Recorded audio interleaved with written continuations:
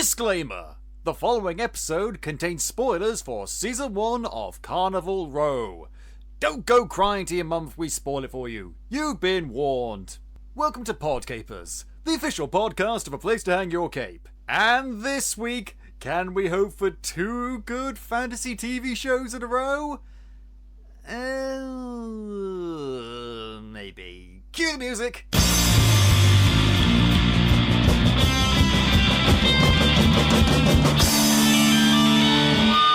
Hello there, Capers, and as I said, welcome to Podcapers, the official podcast of A Place to Hang Your Cape.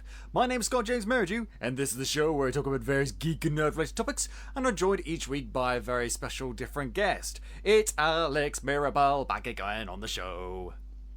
Hi, I'm not dead. Yeah, you know, after the impact of Hurricane Dorian, it was Dorian, yeah. Yeah, Dorian. Thankfully, Alex is fine, and her family's fine, and she's all safe and everything. So, phew, because Alex, in case didn't know, lives in Miami, and thankfully it's been all okay for you guys over there. Weird weather. It's either incredibly violent or really chill. So there's no in between.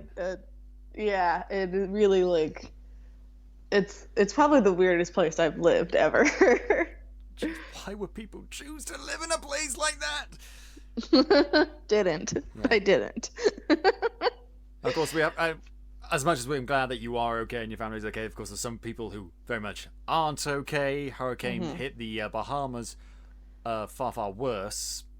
Yeah. Yeah. And your government went around and said, "Oi, all fleeing people, fleeing from the destruction, fuck off, because now you need extra documentation." Yeah, documentation that wasn't asked for previously is clusterfuck. I wonder if there's any way we can apply this abject show racist bureaucracy into what we're reviewing today. I wonder if there's any correlation, any sort of segue we could make into this. It's almost like real life reflects art, but we have to live real life. It's Carnival Row. Carnival Row. Okay, so last week we did The Dark Crystal fantasy show, which I loved, which Alex hasn't watched. No, I haven't watched the movie. I haven't watched the series. It last week was just like, this is just all, I don't understand any of these words. This is nonsense to my brain. And so then Flirtiger goes on the Perkada, and then he invokes the power of the Schmerbly Flea. Yeah, that's what it sounded like. Basically. God, but, I mean, Carnival... Here's the thing. When I first saw the trailer for Carnival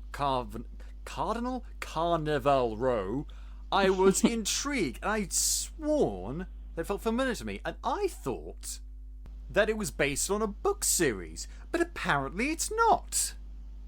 Yeah, it seems like it. It has that vibe of this was adapted from something, and it's not. Because this is a neo-noir urban fantasy gothic TV series. Yeah, set in their own 7th century, but there's guns, and there's World War II or World War I aesthetics for the military. Or just one person has electronic light. And yeah, it is a weird combination of things. There's a little bit of steampunk in there. Yeah. And a lot of stuff to talk about. And yeah, I heard that it wasn't that great. The critical response at time of recording has on Rotten Tomatoes has been about 55%, so not objectively awful, but not good either.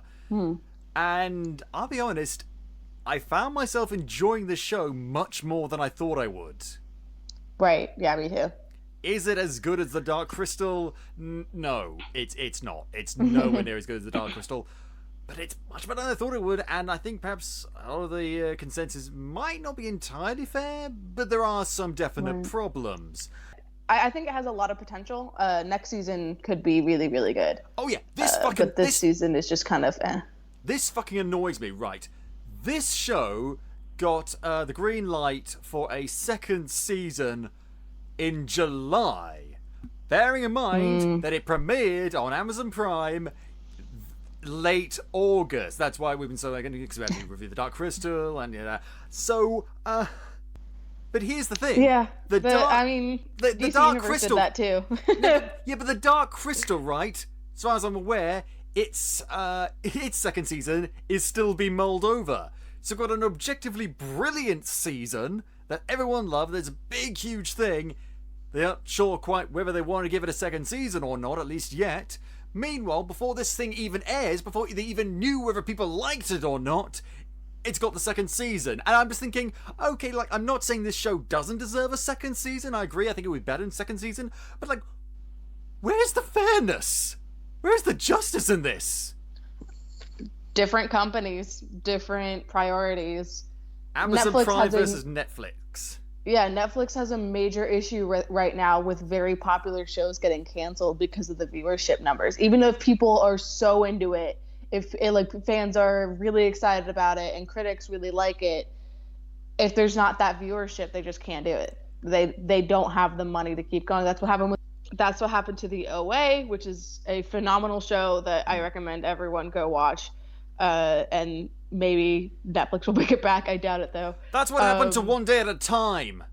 Yeah, that's what happened to One Day at a Time. The bastards took away my Rita Moreno.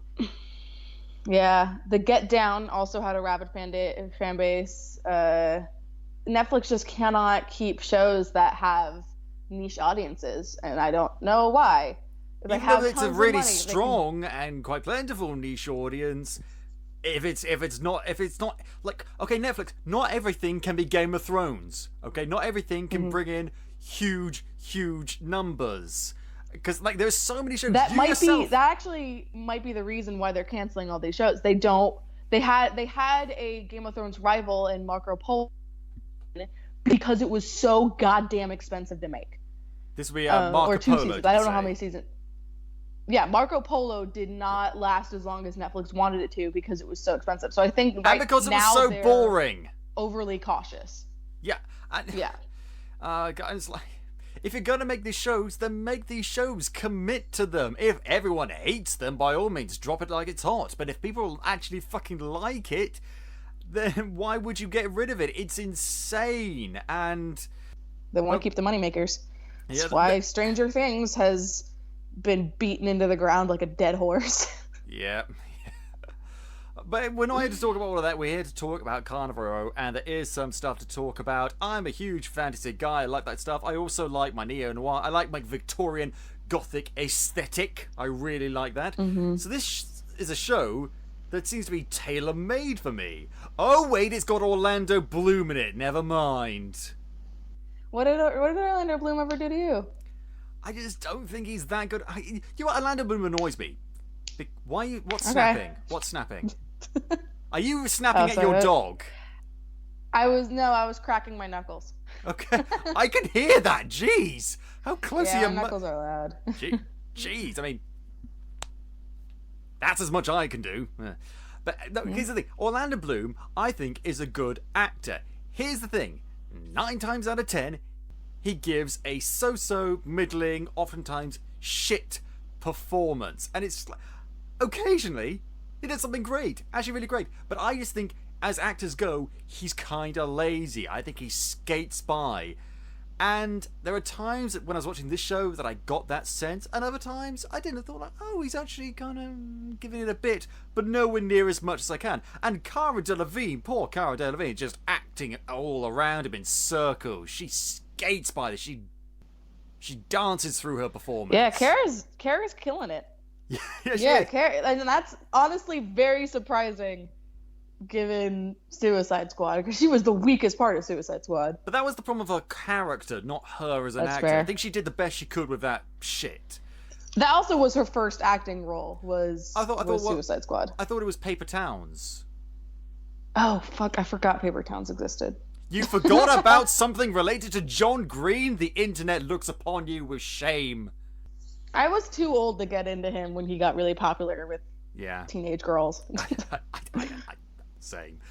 But I mean, yeah. So I didn't even know what to make of Cara Delevingne as an actor. Honestly, the thing I knew her most from was being one of the radio DJ hosts in Grand Theft Auto 5. When you tune into the pop station, that's her. But did not know that. Yeah, but and now she's taken off as an actor, and I think she's got a very good. I think she's got a lot of talent. I think she can do stuff. I don't know quite about her range, but apparently it's quite good. She has this intensity to her. I think it might be the eyes and the eyebrows. Dear God, I would not want to be her to look daggers at me. But she can do the softer sides, the harder sides, the action sides. When she's buzzing around, because she's a fairy in this. When she's buzzing around, landing off rooftops, I think, oh God, she looks cool. She looks like a badass Tinkerbell, and I love it. Yeah, is such an interesting character just overall. She is in over her head literally every second of the show. She is constantly thinking, I can do this, and then she gets, like, something happens and she gets fucked over. But she always finds a way to handle it. Right, yeah, and she's a little bit naive. You know, she has this, like, grand romantic ideals of what her life should be, and it just doesn't ever work out that way. Yeah, that she has this grand romance with Orlando Bloom. He is almost 20 years older than her. Yeah, I mean, he's fairy. 42 and she's 27. Oh, in the show, there are similar ages because fairies age at a much slower rate than humans. But yeah. I mean, it helps in Orlando reality. Bloom is a hunk and looks younger, but even so. But even like Philo, there's a little bit of you see it. Philo he's a little bit more naive towards the end of the season, but he towards the beginning feels so much more mature than Vignette. It does feel like that age difference matters. Yeah. Only because he kind of has his shit together. For the most part, he has a well-paying job. He's had a well-paying job even when they met. He was in the army. I mean, maybe not well-paying, but like he was in the army. He was competent. He like so much of the things that happen in this show are not Philo's fault. It's just things that happen to him. Whereas Vignette, a lot of her problems are her own fault. Partially, but also because of the situation she's been put in by external forces. So they've both been fucked. And that's part of the problem with this. We've got two characters who, no matter what you think about the actors playing them, are, I think, very good characters. They, however, by the end of the first season, are completely overshadowed by all these other problems going on. Oh my God, yeah. I forgot, Vignette almost gets sidelined as a main character until, the last episode. I mean, don't get me wrong, the stuff that's going on around them is interesting, I grant you, but these characters are supposed to rise along with the overarching problems, and they just feel like they shrink and they disappear. I think even their screen time is limited compared to some of the others, but we're gonna get into all of that as we go through episode 1. Now, okay, first of all, episode 1, directed by Thor Freudenthal. I'm pretty sure that is not how you say his name. I remember that name, and I wondered, where do I know that name from? Where do I know the name? And then I remembered, oh yes, the director of Hotel for Dogs, Diary of a Wimpy Kid, and Percy Jackson's Sea of Monsters. Wow. He's also directed some episodes of all of the DC CW shows. The Arrow, Flash, Supergirl, Legends of Tomorrow he's done. He also directed 2 episodes of The Tick and 3 episodes of The Expanse. So this is obviously a guy who for a while there just took whatever job he could get and then was moved on to other things. I think these shows are well written and well directed, so not big. That name stuck out for me. Like, where do I know that name from? Where do I know that frame from? Oh my God, he was one of the creative people on Stuart Little! But anyway, and so this show, and the problem with any fantasy TV show or fantasy movie is there's a lot about the world building that you've got to get used to very quickly. Some shows just give you a big exposition dump straight at the beginning. Others don't, give you like a little bit of clues here and there, but mostly just say figure it out as you go along. If you get lost, it's on you. This show is definitely the latter. There's a lot of terminology, a lot of places, a lot of events, and a lot of people and peoples that we've got to understand, plus some slang terms, and it can get very overwhelming very quickly, and I kind of wish they could just slow down a little bit and just help us understand. And it's like, I know by the end I'll get used to it, I'll understand everything what's going on, but I'm not at the end, I'm at episode 1, and I don't want to look at the wiki just yet. Yeah. And like, what's interesting is that like we have a main character of every type of fae except for the centaurs and the trow. What are the trow? The trow are those big, like, ogre-like things we saw that we barely ever see. I see them in, like, backgrounds of shots, and I'm like, wait, that's a big dude. Can we talk about that? Yeah, that's the thing you see. The word trow gets mentioned a bunch of times, because, like, they reference this other big thing. I thought that's what they called centaurs. I did too! I thought that as well, but because they never say, oh, look, there's a trow. You see that thing I'm pointing to right now? That is a trow. We don't get that. And so, or like a cop like arresting, like all we needed was like a quick thing of like one of them getting arrested, and then he's like walking in, he's like, I got a trow or whatever. Like, do you know what's a show that actually did this much better? Do you ever watch Defiance? No. Well, I watched Defiance and I liked it, and that was a sci-fi show. Literally, it was a science fiction show on the Sci-Fi Channel, but it had lots of different races and stuff, and they pointed out like what was going on pretty well, I thought. A few little gaps here and there, but we learned as we went on, and pretty much by the first episode we were all but caught up. I swear, like halfway through the show I thought, okay, now I'm starting to finally get a hang of things, and like I'm glad that they didn't just exposition dump, because that's lazy and clumsy, but I don't like feeling confused while I'm watching a new show because it distracts me. Oh, absolutely.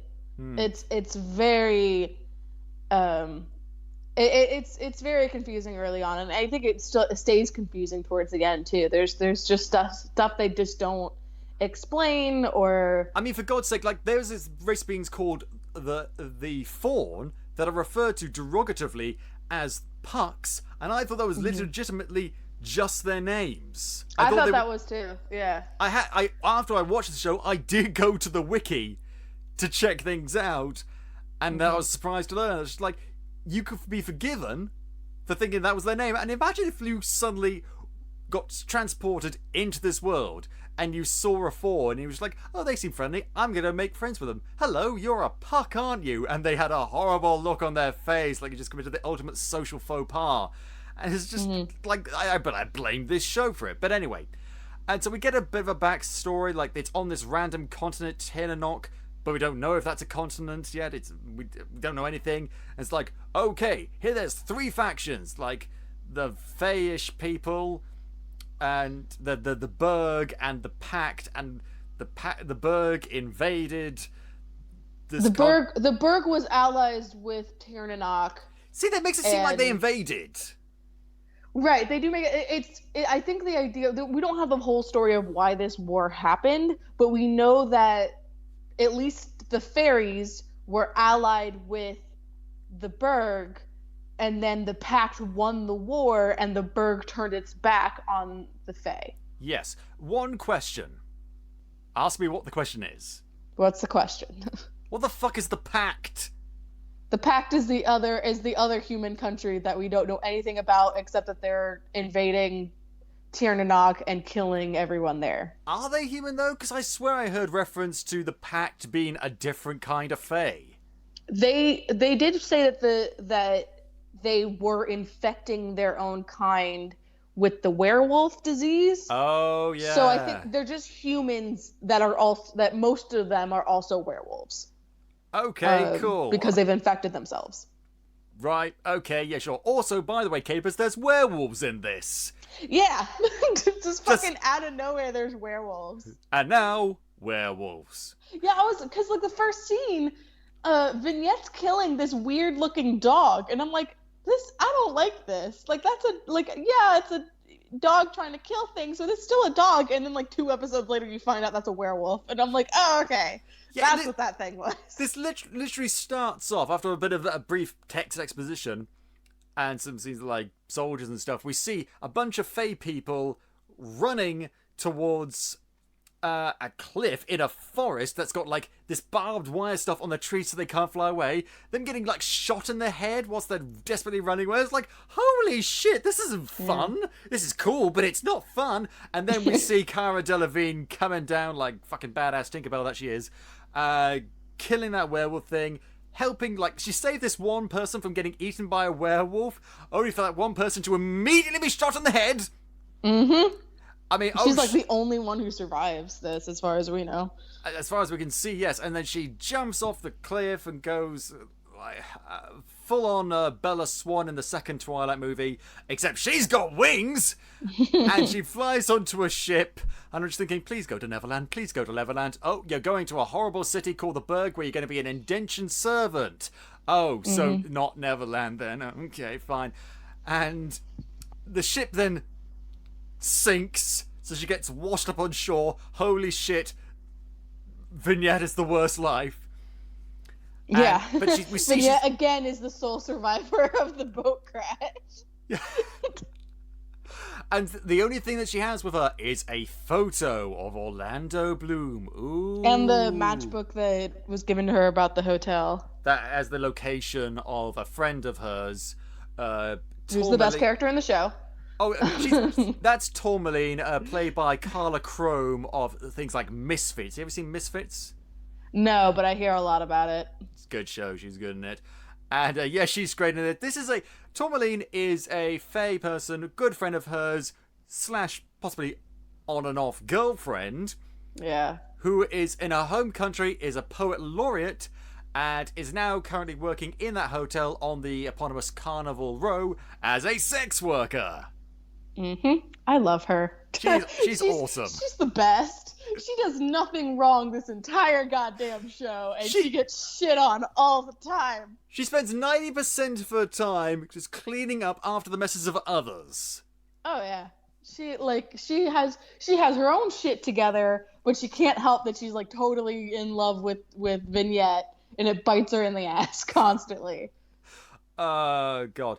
Meanwhile, the reason why she had... Here's the thing. So there's a whole backstory of the relationship between Vignette and Orlando Bloom's character, Philo, real name Rykoff Philostrate, aka Philo. And that comes to us in episode 3. Yeah. We could have had it in episode 1. We wouldn't have cared.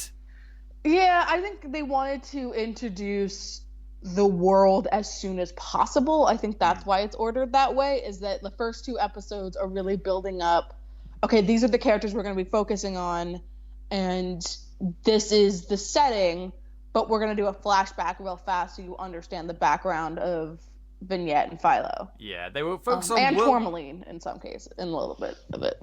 They were focused on world building first and character development later on, and which I would have been fine with if it was slightly better exposited. But anyway.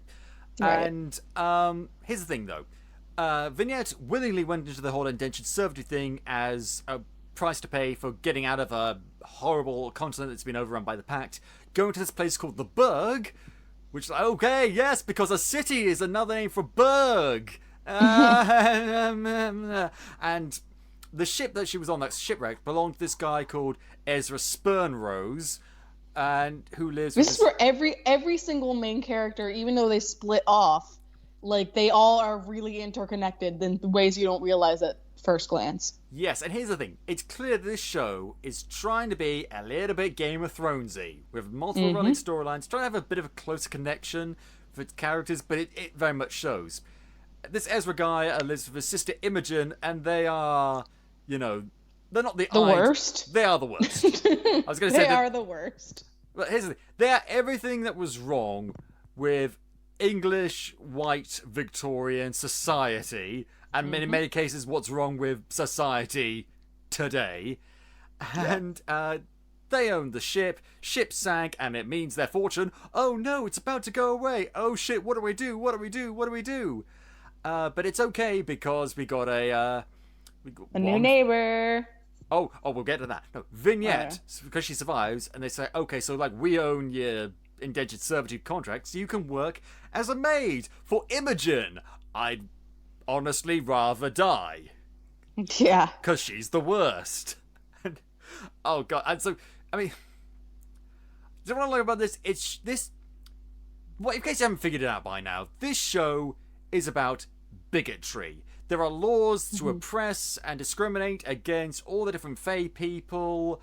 Like, if you are half Fae, half human, you are not allowed to get, like, altering surgery or dress in any way that enables you to pass for human. If you're a fairy, you're not allowed to fly up in places. So this show is basically all about how racism is bad, which is a very important and good metaphor to tell. But let's be honest, that's what the show is mainly about. Right. So the show, it does fall into the trap that I mentioned to you when you first asked me to do this. I cannot stand we're going to have an interracial couple as our main characters, but not actually interracial, just fantasy interracial. Both the actors are white. Don't worry about it. Yeah, it's a metaphor for interracial relationships, not an actual one. Dear God. Right. And I mean, the show does have an actual interracial relationship later on down the line, but it's the I'm gonna rebel against society, and we'll talk about later how I think it does it a little bit better, but it very much has the air of I'm gonna rebel against society and my family by getting with a black man. It's like there's a lot of stuff here about that says some things about racism and classism and all these sort of things that is done very well. There are some stuff that is not done well. Like, for example, and I do appreciate that they don't, in this fantasy world where there's a lot of people of color. There's a lot of people of color all over the place of every race, which is really cool. Yeah. But they don't shy away from the fact that racism, sexism, and homophobia still exist within the humans. Yeah, because there's humans with darker skin who are similarly discriminated. Well, not similarly, but nonetheless discriminated against. They mentioned that they were previously before the fairies were the ones, or before the Fae were the ones that people picked on. It was people of other colors, which makes complete sense. That's how fascism works: is they pick an in group and an out group, and then once they get rid of the out group, the in group gets smaller. Suddenly, there's a different out group. Yep. Because which is exactly what happens in the show. It's a thing that still goes on today with political scapegoating. Oh, your problems aren't because of something we might have done or something else that is beyond anyone's control. It's this specific group of people. Right. And that's what they do. And we could spend all day talking about the various metaphors this show, much like when we're talking about Dark Crystal, could relate to our real life. But frankly, the show itself just deserves looking at. And like I said, another one of the cool things to do is they show the spectrum of bigotry. This idea that, yes, there's hardcore, fundamentalist, outright racist people there. There's also more casual stuff. There's like the Get Out-esque liberal, like, we're going to put on a good face for, when we're trying to pass policies of how we're all very progressive and we love the Fae and we're trying to, but in their private life are just the absolute worst.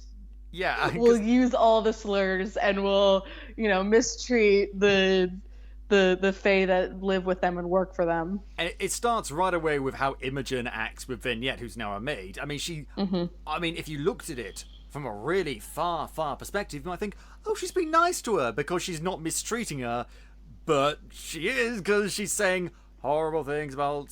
She's not. She's trying to cut off her braid. She's like, I'm not sure about this braid. And it's like a religious thing for Vignette. It's her widow's braid, and she's like, don't fucking touch it, like.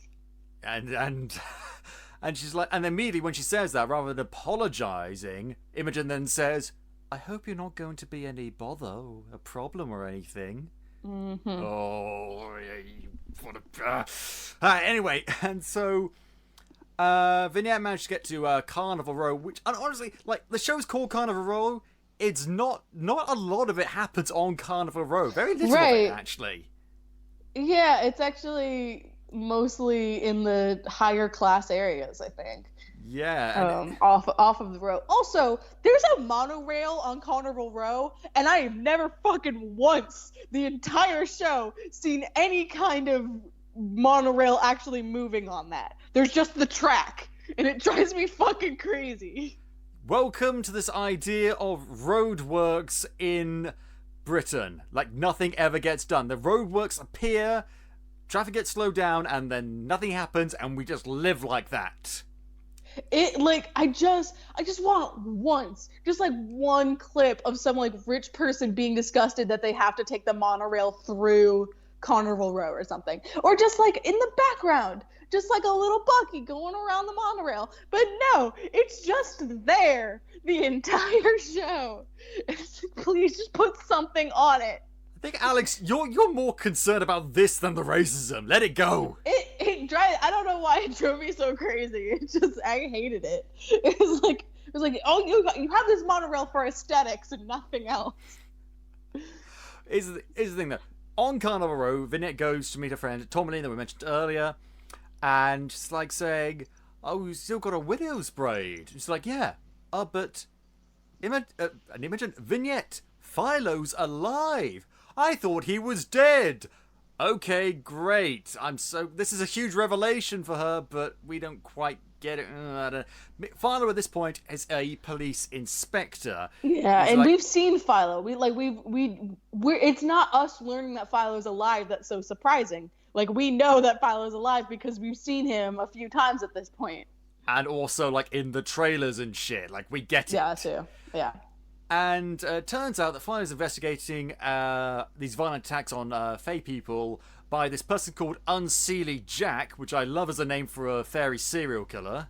Mm-hmm. Because, I mean, do you know about the Seelie and Unseelie court? No.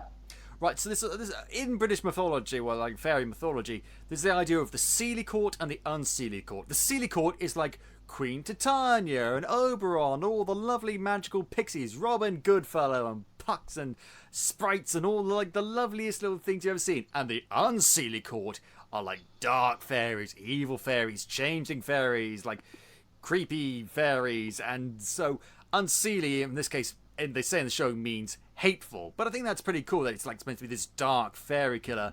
And of course they call him Jack because Jack the Ripper. I'm glad they didn't call him the Unseelie Ripper, because that would have been too on the nose. A, too on the nose, and B, in the UK in particular, the word Ripper, we really only reserve that for the worst ones. Like, it's not something we really take lightly. Also, he doesn't kill them the same. Like, he doesn't do the same things that, like, literally, we have a killer in this show that does a similar thing. But it's not this guy. He just, like, bonks them on the head and tries to kill them with a hammer. And it's and one of the first instances, I love it because Philo goes to question a witness to this, someone who was attacked and managed to survive, and they say, he wore a uniform, I'm not sure what kind. Also, he was bald, and he had mutton chops. And then in almost every scene, we see someone who's bald and has mutton chops.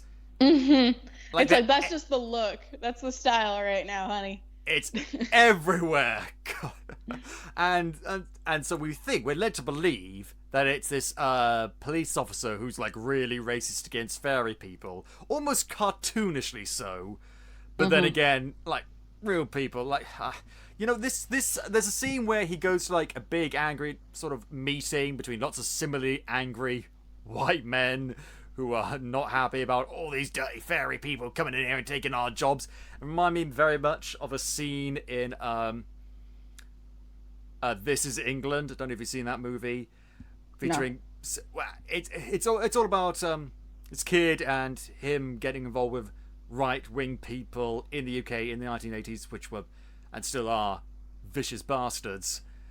And it very much reminded me of that. It's like, oh god, like, this is on the nose, but it's effective. Like, this is stuff that really happens. And we're meant to believe that this police officer might be the guy, which immediately makes me think he's not the guy, he's just a random arsehole.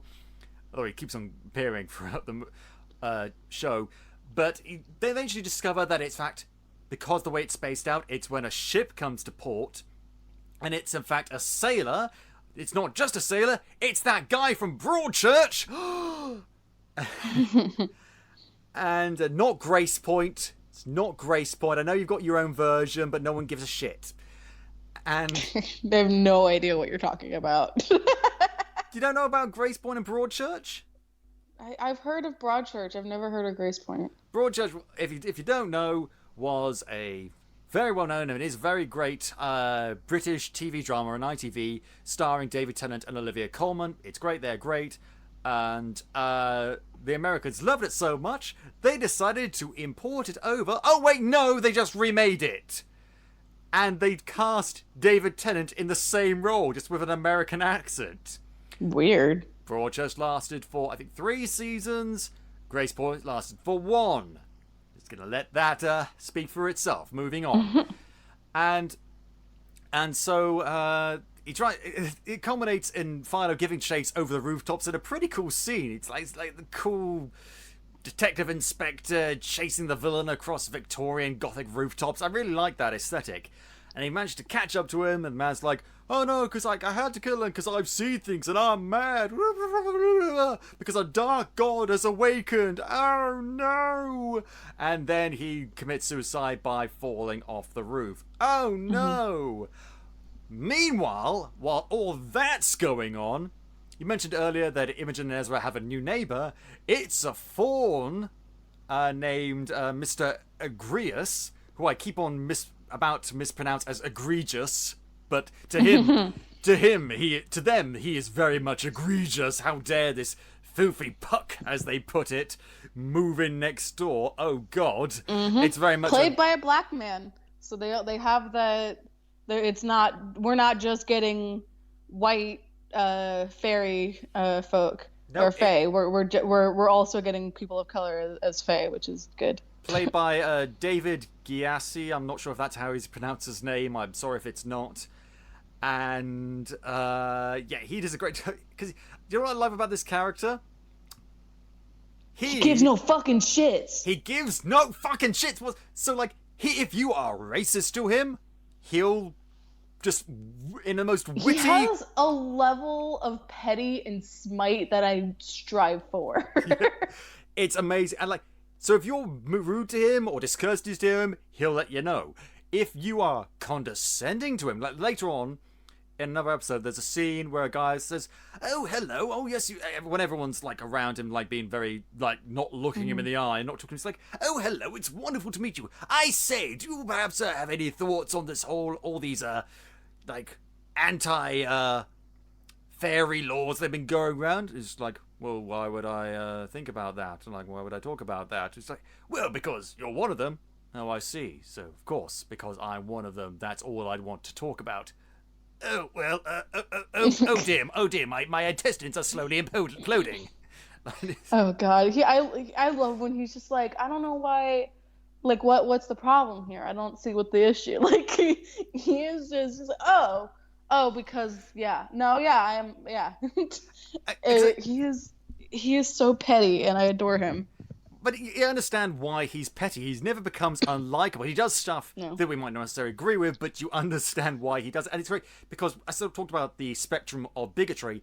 It's also the spectrum of reactions to bigotry. Some people get outraged, some people just take it on the chin, and some people respond in their own unique way like he does. Yeah, oh yeah. He doesn't, like, this general trope of having, like, a rich person who's a minority move in and no one wants to talk to them, it usually, like, this person doesn't really have much of a character of their own. It's everyone else around them have characters.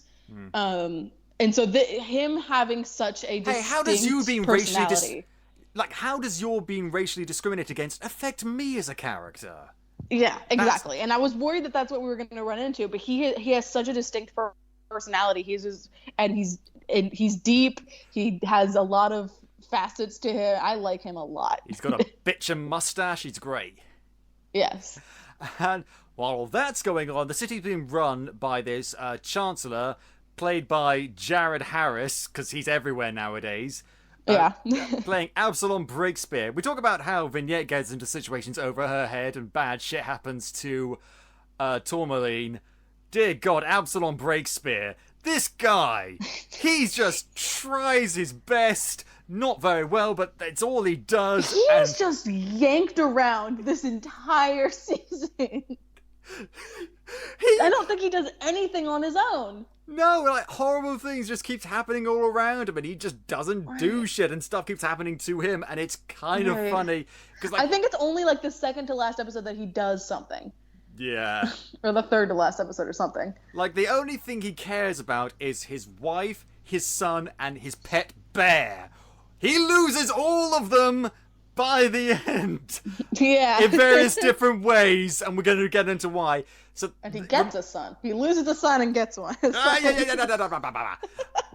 And he's in their version of Parliament. I think they took a lot of influence from British Parliament. American news and American talk show hosts in particular have taken quite a shine to British Parliament because we conduct ourselves in a very different way than the American Congress or Senate or whatever. Because we're just like, rah, rah, rah, rah, rah, we're the honorable gentlemen, It's interesting that government is so loud and rowdy, but like news is so, well contained and there's not a lot of yelling at each other, where it's the complete opposite in the US. Yeah, because in the UK, the Parliament goes like, "Row, will the honourable gentleman shut his fucking mouth?" And the news is just like, "Today in Parliament, a small fracas happened as members of the Flemish Party and opponents from the Shadow Party came to verbal blows." And in America, it's just like, "Will the honourable gentleman please yield the floor?" And the news is just like, "Fire, brimstone, rawr!" Yeah, it is. And people are screaming at each other all the time. Let's pull on this person who's a Nazi just to talk about racism. Anyway, it's different ways of doing something bad. Anyway, yeah. And also, so he's got his wife, Piety, played by Indira Varma, who, late of Game of Thrones. Again, much like in the Dark Crystal, we've got another character coming up from Game of Thrones. I think there's a few Game of Thrones actor actually. Oh, there is, yeah. And again, it's like community service, and a lot of Game of Thrones aspects to it. Her son Jonah, who's a bit of a ne'er-do-well, who goes to the whorehouse on Carnival Row. And I cannot pin down whether or not I like Jonah. I know. He's not around for a lot of the first few episodes, but like his mom too, Lady Piety. I don't know how I feel about her. Like, I do. I know what exactly how I. Oh god, but we're gonna get into all of that. But the first episode ends with Vignette learning that Philo was alive, going to his house where he is a resident under his landlady, Mrs. What's her face? Fife, that's it, Mrs. Fife, yeah. Who bonks him on the regular. Because it's Orlando Bloom. If you had Orlando Bloom living in your house, he can't talk to her about his feelings. He's got scars, but he refuses to share what's on the inside. So he's sleeping alone at one point, and Vignette just fucking zooms in, knife in hand, saying, "I thought you were dead. You fucking lied about it, all of it." And "I'm gonna kill you," and he's just like, "Do it. I don't care anymore. I'm so broken." On that note, the accents. I don't know if that's Orlando Bloom's genuine accent, because I don't care to listen to him in real life. I know that Cara Delevingne does not have an Irish accent in real life. Oh, but she does it well. That accent is so much fun to listen to. You say that, but remember you're American, and therefore cannot be counted on to provide an... Having said that, I'm not Irish, and I can't honestly say whether it's an accurate Irish accent either. I thought it was a bit weird at first, but by the end of the season I got used to it. And Philo's accent is fine. It is a little bit sometimes one tries to do, "All right, governor, cool, blimey, how's your father? Apple and pears, right. Dog and bone, Ruby Murray." And did any of that make sense to you? No. And and so... For Americans, I think it's fine. For people who actually have those accents in real life, I don't know how you're going to respond to it, but brace yourselves. But she ends up not killing him, just like, "Ooh, what's going to happen now?" I'll tell you what's going to happen now. This random face walking along finds a discarded picture of Philo that got dropped by Vignette, and then she looks into a deep tunnel into a sewer, and she sees, "Oh my god, it's Cthulhu!" Yeah, fucking essentially. And then what is happening? And then Cthulhu runs out and fucking eats her. Next episode, next day, She's found body. Does the thing happen with Jonah in the first episode? Yes, it does. Sorry, I Yeah, forgot to Jonah mention. gets kidnapped. Jonah gets kidnapped. He gets. Oh, should we just talk about what all happens with Jonah just right off the bat? Because the plot's kind of disconnected for the most part. Yeah, so, Yeah, I have no idea what the plan is behind Jonah's kidnapping. I don't understand how it connects at all to the main plot. so here's what happened. Jonah is in the brothel on Carnival Row and gets kidnapped. We don't know who by. It's surmised by Piety and the Chancellor that it might be his arch rival Longerbane, the leader of the opposition. However, it's revealed later on, oh my god, it was actually Piety. Why would she kidnap her own son? Who knows? And it turns out that she's got like this witch, this guy, Haruspex they call her in the show. Yeah. That's they've been part of their family for a long time, and she's predicted the future. And years ago, she predicted that Piety would marry a great man, and they would also have an even greater son. So she puts a lot of pressure on Jonah. Jonah squanders it all away. Then she kidnaps him. And then they say, and then she gets the Haruspex to lie on her behalf to say it was Longerbane. Longerbane gets arrested, gets tortured a bit. He says, but I didn't have anything to do with it. I'm just a guy who oppresses his daughter, who I genuinely thought in the first scene she appears in was his wife. Right, yeah. They did and not also, she looks a shit ton like Piety. Which is even more confusing. Oh, but that's gonna tie into something later. And It doesn't, though! well, Anyway. Sorry. Anyway, and so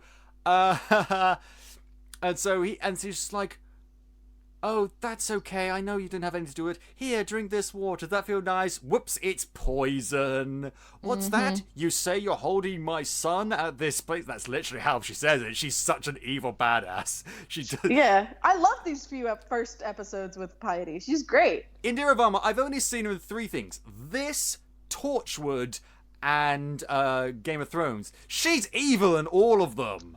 She does it well. She does it very, very well. I think she was also in Luther, but I haven't seen Luther, so I can't say certain.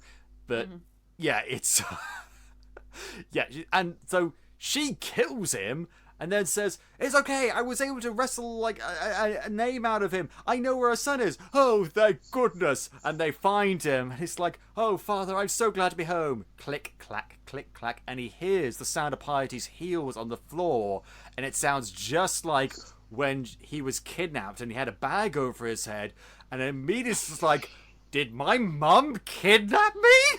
It is the dumbest thing, I think this is the dumbest thing any villain has done, I think, in a TV show in a very long time. Why the fuck? Maybe she wants to go check on him, fine. Why would she slowly, casually walk around him? He would know that his kidnapper is a woman, and it's not Longerbane. Even if it's not his mom, he definitely knows it's a woman. And what if she's seen it near that location after it comes out that her son's been kidnapped? It makes no fucking sense. I don't know why she did that. I don't know why she did that. Other than cool reveal that, it's Piety walking around him. She knows she's the one who kidnapped him. And because of all this, Longerbane is now dead, and so his daughter, who has been kind of oppressed by him, is allowed to take his seat, and she starts this political machination to take down the Chancellor. And here's the thing, she gives him a couple of good jabs, but everyone acts like she all but toppled the government. Yeah, Sophie, she just did the part. I guess she did more than people thought she would, because she's a woman just kind of taking over the seat for a little bit.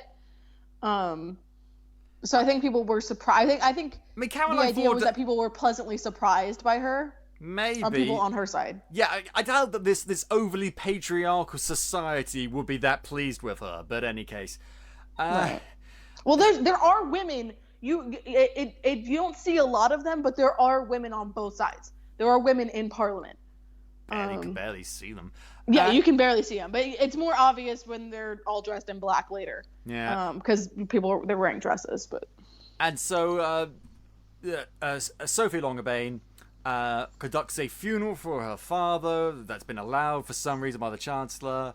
And then she says, everyone please go, I need to grieve with my father in private. And everyone's going to just like, well, thank God they're gone. Shit, I hate all these people and I hate my dad. Uh-oh, Jonah was listening the whole time because he's been forced into politics by his parents. And so he and Sophie start to get to know each other a little better, which concludes with them fucking in a carriage. Sophie is a dumbass sexual. Like, she is attracted to Jonah, and he is, like, from now on, like, I figured, like, maybe there's gonna be a little bit more to him. He's just a dumbass. He's just a pretty dumbass. And then she starts to think, like, together, we could rule the world as boyfriend and girlfriend, I guess. They're basically saying, husband and wife. She gives him that thing that says, you know, make me a long spear, or break spear. Yeah, well, she's after his long spear as well, but she wants to become a break spear. and so he's like, ooh, I don't know. And she keeps on talking about all these plans and how she's going to sow chaos. And it's like, it's a lot of talk, but she never actually says what she plans. Like, she says, I'm going to take over. Okay, what are you going to do? I'm going to sow chaos. Why? Because that provides opportunity. Opportunity to do what? To sow chaos. Take over the world. Yeah, like, okay, this is a feedback loop of nonsense. Like, okay, great, you want power. Fine, I get it. Why? What do you plan to do with it? And we never really get that. And she basically just acts like the devil on his shoulder the whole time. She's so evil and in love with herself. It's insane.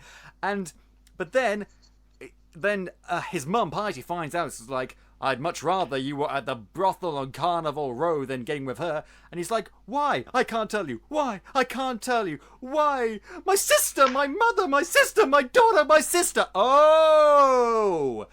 She's his sister! Right. Which is good. This is how it gets really confusing. Because they explicitly say that Jonah is is the outcome of Longerbane and Piety getting together. But Sophie's not her daughter. No, she is. No, she's not. Yes, she is. Sophie's mom is still the woman who died after his marriage. Do we know that for certain? Piety explicitly says he was so heartbroken after her death, and she only died while giving birth to Sophie. Do we know that for certain though? Yes.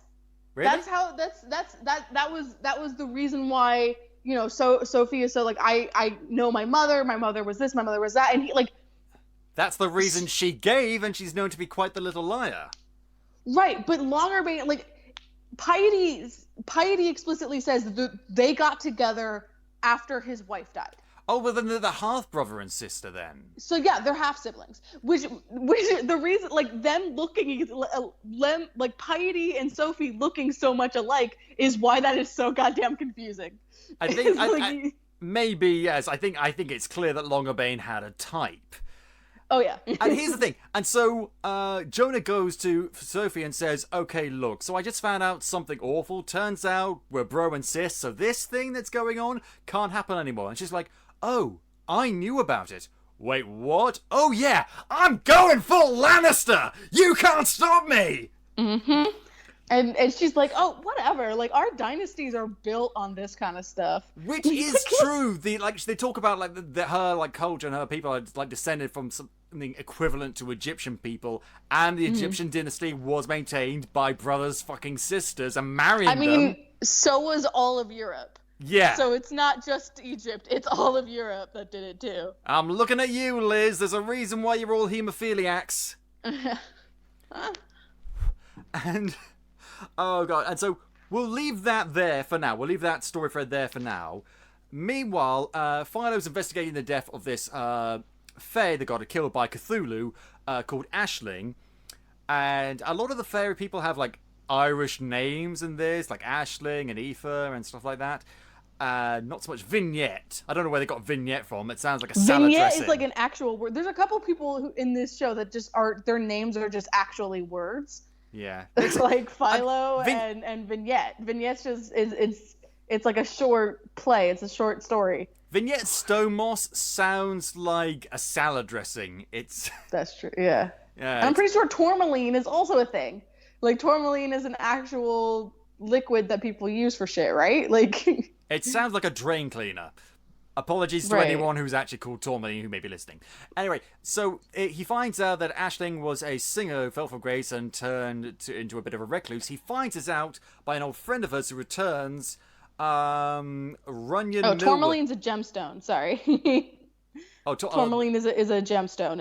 It's a pink and green gemstone. And yet we never saw her on Steven Universe. Or maybe we did, I just didn't notice. Anyway, so he gets all this information by this guy called Runyon Millworthy, who's used to be an old friend of hers, has just returned to the Burg, and is... And he's got adorable little kobolds! Yeah, I don't remember those in D&D. They're so cute. Actually, kobold is a D&D race. It's a very small one. But they're little lizards. They're like tiny dragonborn. Yeah, I know, but they're not like that. They don't put on little plays for people. Yeah, but I love them with their little masks on and the dresses. They're so cute.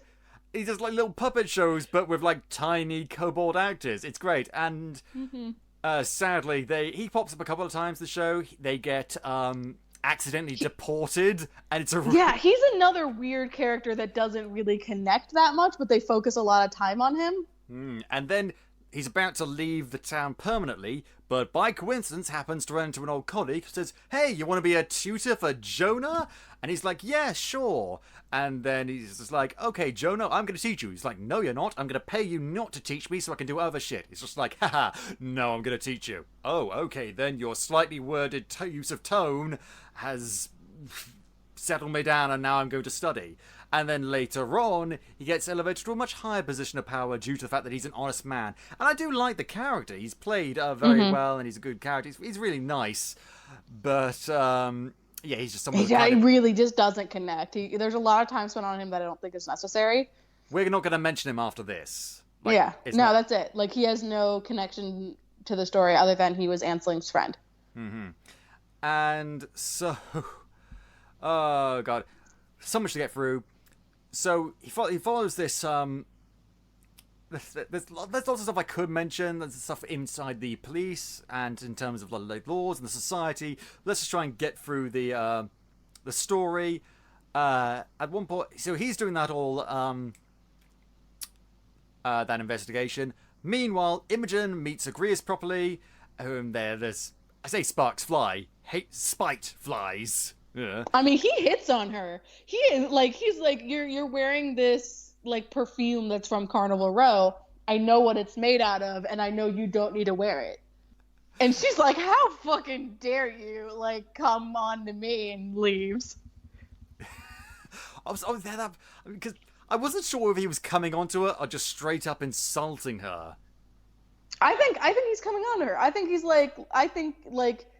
you're attractive, but he knows that it's gonna set her off. I think he like takes some enjoyment out of, freaking her out and freaking other humans out. You think he was so great because you were Catherine Howard on the Tudors? I looked up a lot of the actors, and Amazon does a really good job at like that has that X-ray thing where you can see like the trivia of the world, and that's I think that's where a lot of the Wikipedia articles come from, is that trivia. You see, I didn't look at that drawing because I wanted the show to give me the information itself, not have to look at bits whilst I'm watching. Like, no. But while that's going on, Ezra gets drunk due to his financial misfortunes, tries to assault Vignette. She fucks off, and he's like, "Oh no, she stole from us. Bad person." Father finds out about it, pays for her contract, so she's free. Like, great, but you... Which he never says to her. So no one ever tells her that she's free from her contract. She's just like, well, they're not coming after me anymore. Like, but I guess I'll just live my life. But it's okay, because I'm going to join the Black Raven. What's the Black Raven? They're like a Fae organized crime unit come rebellion group. They remind me a lot of the Black Panthers. Not like at the but like the community stuff that they do. They do a lot of stuff within the community to earn money and also help people. Handing out berets. Yeah. But I mean, they also murder people, so it's not like that in that way. The Black Ravens do murder people, though. Oh, sorry, you saying Yeah. Oh, yeah. Yeah, Yeah, like the that's first time okay. we meet the Black Ravens, they kill someone they think is a snitch by strapping her wings down and then pushing her over. Pushing her Oh off. my god, we forgot to mention when Vignette starts off a job as the maid, they force her to wear this heavy corset that binds her wings. Yeah, yeah, and then they use that corset as like the symbol of Yeah. of the oppression. There's a great line that the leader of the Black Ravens has, like, if you choose the people on the ground, you can join them on the ground. Pushes her off a building. If you choose the groundlings, you belong with them, or you belong on the ground. Yeah. And I really wish they did more with the Black Raven. They're in like 3 episodes, and that's it. Yep. They totally dropped that plot line. Vignette says, okay, I want to be with you guys. Just like, okay, fine. Steal a flag from inside the police headquarters. She managed to do it with a little bit of help from Philo and By Tourmaline. threatening him to say that she knows his secret, and she's going to tell everyone his secret. And he just like lets her go. And she goes back to him and they're like, okay, cool, well done. Here's the guy who is someone you'll be shadowing, and here's this other guy. He says, oh, I'm going to fuck you. Okay, cool. And Cool, thanks. and then later on, here's oh my god, there was another like snitch inside the organization, like 2 in as many days. Great security guys. Mm-hmm. And they think that she might be the person because she was seen talking with Philo. And she says, no, I'm not. He's like, well, okay, well, you're going to find out who. Which is a great security measure. If you suspect someone of doing something wrong in your organization, just tasks them to find the person who did the actual wrong. Like, that always works out well. Right. It's brilliant. But she does, in fact, find this person. It's the person who said he was going to fuck And her. no, she doesn't find the person. Tourmaline does. Oh, yeah. Tourmaline goes to Philo, and it's just like, who the fuck is it? Like, it's this guy who's a confidential informant for the police. Yeah, this is where both Vignette and Philo do some real shady shit. And like, as you know, main characters are supposed to be our heroes. Usually, like, shows will kind of shy away of, well, they didn't really do anything that bad. They like, this guy is just trying to get by, and he's helping Philo, the good cop, and they both fuck him over. And he dies. He gets stabbed by her, shot by him, dumped in the sewers. His body's going to wash out to sea. And they say, specifically, if they find him, they'll find a constabulary bullet, which means they'll just let it go. Yeah, Wow. because he's a fairy. Yep. And that's all going on. Oh, God. Then we get episode 3, the flashback episode. We're only 3 episodes. There's only 8 episodes. It's not that many. Right. Well, we're bouncing around a little bit because the stuff with the killing of that guy, I think, comes in like the 5th episode or something. Yeah. And so we get the flashback episode talking about what happened. So a bunch of burgess soldiers go into this random place, this little village. It just has a telegraph line there and say, we need to protect it and all the people here. And they're like, okay, fine.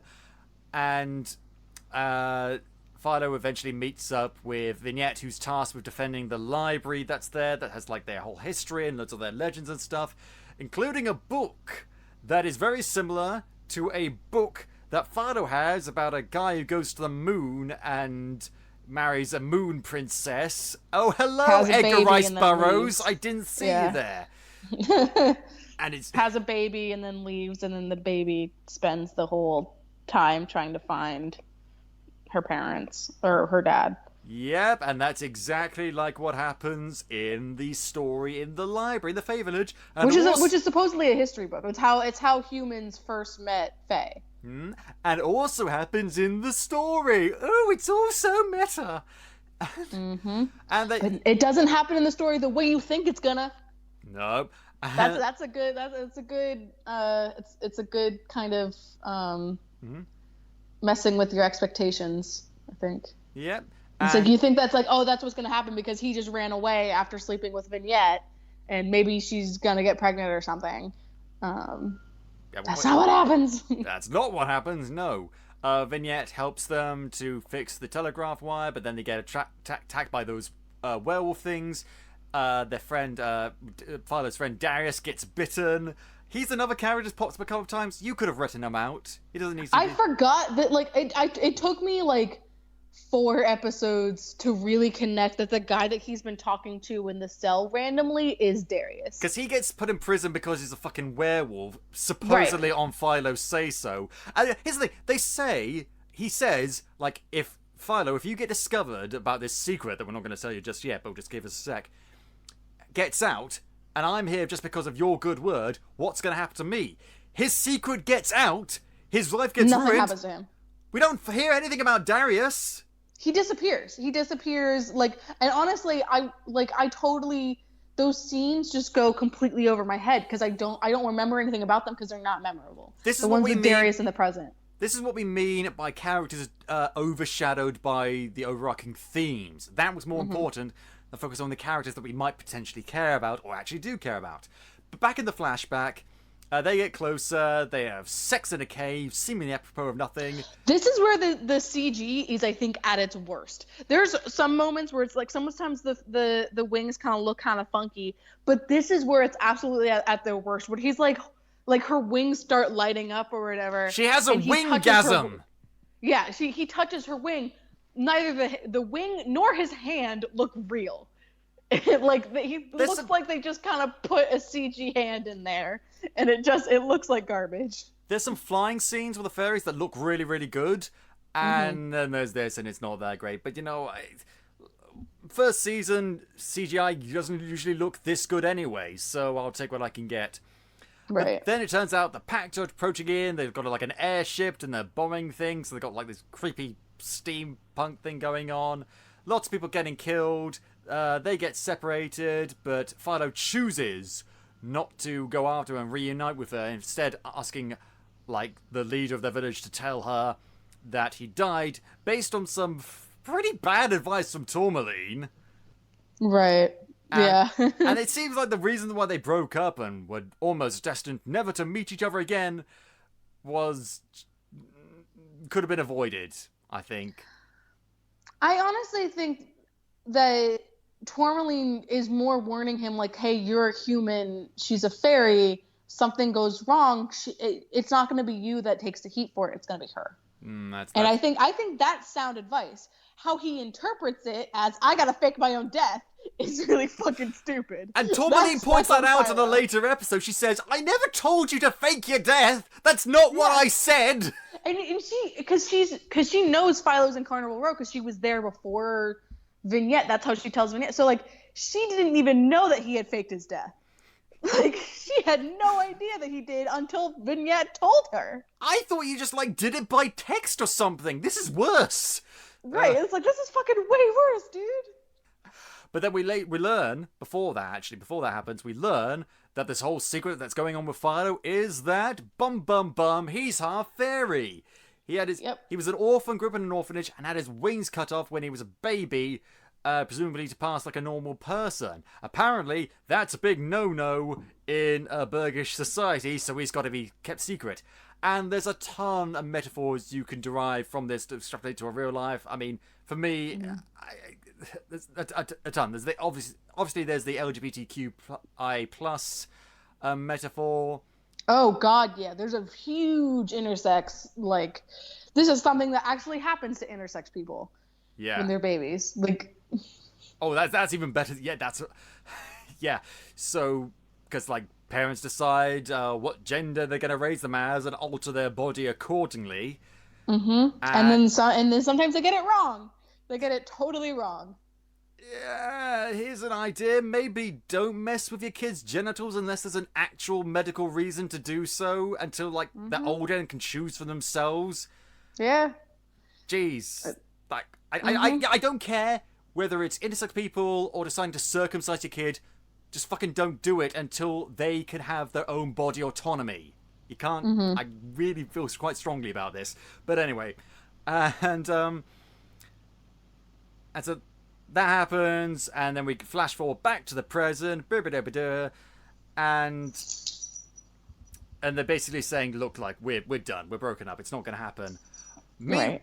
Meanwhile, in amongst the jingling of your dog's collar... Yeah, sorry, she's getting uncomfortable. Oh, I'm so sorry, Penny, if all these harsh overtones are making you uncomfortable. I had to watch it. You're a dog, you don't watch TV. She does though. Wait, She'll what? watch TV if there's like dogs on the screen, and she'll go crazy. Of course, she's an American dog. What was I thinking? Of course she watches TV. While that's all happening, a Cthulhu monster reappears and murders the headmaster of Philo's former orphanage. Oh no! Wait a minute, he was human. What's going on there? Philo chases the creature down in the sewers, but it gets away, and it goes to that Haruspex person again. And she explains that the creature is a Dark Asher, which is basically like a corpse golem. It's a Frankenstein made of lots of different. So it's got bits of like humans and fey creatures and an octopus for some reason with like a horse's mouth inside of it. I don't know why it's made out of octopus, but it looks fucking cool. And it's got like horns and shit, and it's awesome. And it's basically reanimated with dark magic and serves the will of its master, but it doesn't have a life of its own. It will live forever as long as its master lives. And the way he learns about this, and I don't know why he chooses to do this, is he makes his own Dark Asher. Oh, yeah. Here's the thing, though. Right, so he wants proof. Okay, fair enough. I want proof, too, that this thing that I knew nothing about and was only in legends actually exists if it's killing people. However, in order to make it happen, the Haruspex needs two different creatures, like a mole rat and a fish he brings her. And she says, you also need something that gives life. What? Your seed. She wants a sperm. Well, she says specifically the same thing you would use when you're making life. Which has implications for later on, but I will talk about that later on. Here's the thing, though. He asks her, what exactly do you need? And she says, your seed, and then like blows a bunch of smoke in his face and presumably wanks him off. She assaults him! She straight up assaults him, and he says nothing about it. She's like, okay, fine, you drugged me and presumably wanked me off while I was unconscious in order to create a horrible hybrid fish mole monster thing. I'm okay with this, apparently. And it's like, okay, so our main character is a survivor of assault. Yeah, and he also was like, okay, can you kill it? And she's like, no, I told you that already. It's not going to die until you die. And so she, like, cuts it in 3 pieces, and he's just like, okay, then put it in a jar. It's like, what the fuck? Dude, that is your fish baby! It's like, you can't... That is horrible! That you now have it in, like, itty-bitty... I mean, I guess it can put itself back together, as we see with the other Dark Asher, but, like... It's horrifying. This he's just fish abandoned. mold... He made this thing, and then he's like, I don't fucking want it. And like, it is not comfortable in its new body. No! It's like horrible. You're like, he's just putting it out of its misery, and then when she tells him she can't, he's just like, okay. Like, what the fuck? It's that, like, that's another thing that I'm like, Philo's supposed to be the good guy here? Yeah, and... immediately after getting assaulted, Philo says, you know what, I'm over Vinette. Hey, Mrs. Five, I know we've been, like, fucking on the regular and I haven't really opened up to you, but let's go on a date.